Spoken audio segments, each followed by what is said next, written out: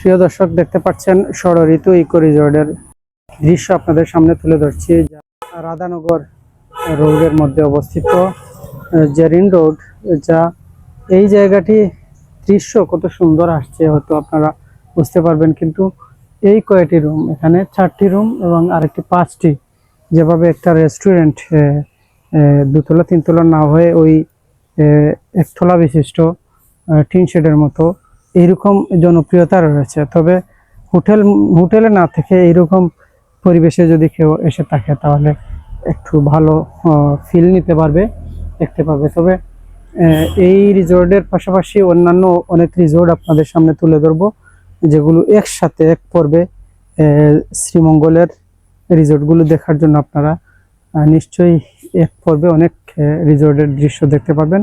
যদিও এই কন্টেন্টটি বেশ লম্বা হচ্ছে, সেই পরিপ্রেক্ষিতে আপনারা একসাথে অনেক রিসোর্ট দেখতে পাচ্ছেন, যেগুলো ছোটোখাটোর মধ্যে অল্প জায়গার মধ্যে সেবা দিচ্ছেন।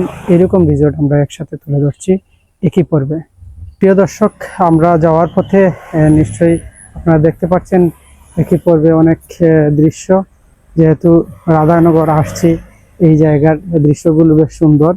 তো এই 3-4টি রিসোর্ট ছোটোর মধ্যে তারা এরকম রিসোর্টের সুবিধা দিচ্ছেন। তবে এই রিসোর্টের পাশাপাশি অন্যান্য যত রিসোর্ট রয়েছে, এগুলো কিছু কিছু রিসোর্ট বেশ বড় সড়ো অনেক জায়গা। এখানে 4-5টি রিসোর্ট মিলে যে জায়গা, একটি রিসোর্টের তার চেয়ে বেশি জায়গা, বেশি রুম এরকম রয়েছে। সো আমরা আপনাদের সাথে অনেকক্ষণ সময় কাটালাম, নিশ্চয়ই ভালো লেগেছে।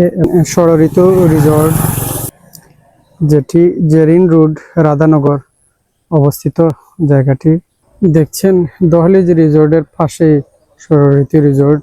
তো দহলিজের মতো এরকম ছোট রিসোর্ট এগুলো এই পাশে যতটি রিসোর্ট রয়েছে একদম অল্পের মধ্যে, সেজন্য দেখে নেবেন আপনারা। বড় সড়ো রিসোর্টে গেলে হয়তো অনেক কিছু সময় কাটানোর সুযোগ থাকে বাইরের প্রকৃতির মধ্যে।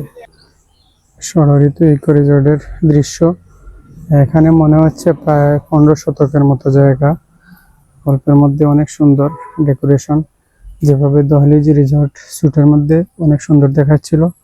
সো এভাবেই, তবে এগুলো অল্প জায়গা থাকার কারণে খুব সুন্দর ভিউ আসে, ভালো, সেজন্য নান্দনিক লাগে।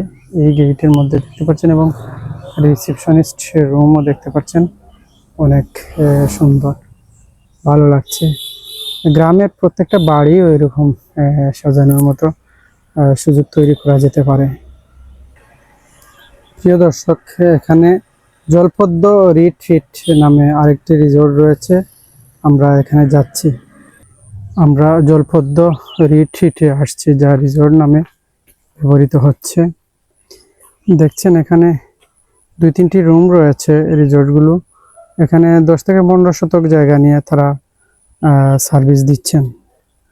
দেখছেন প্রিয় দর্শক, হোটেলের মতো, তবে রিসোর্টে তো ছোটোখাটো এরকম আরও কয়েকটি রিসোর্ট তুলে ধরবো ছোটোর মধ্যে, যেগুলো ভিউ সুন্দর আসে অল্পর মধ্যে।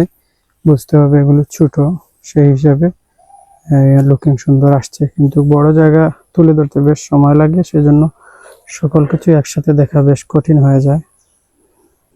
আপনারা একসাথে কয়েকটি রিসোর্ট দেখতে পাচ্ছেন। এখানে দেখতে পাচ্ছেন মেঘমল্লার রিসোর্টের পাশেই এই রিসোর্ট থেকে বের হচ্ছে এবং ভালো লাগবে সেই প্রত্যাশা জানিয়ে বিদায় নিচ্ছি। কথা হবে নতুন কোনো পর্বে, নতুন কোনো টপিকস নিয়ে। সে পর্যন্ত ভালো থাকবেন। Good bye.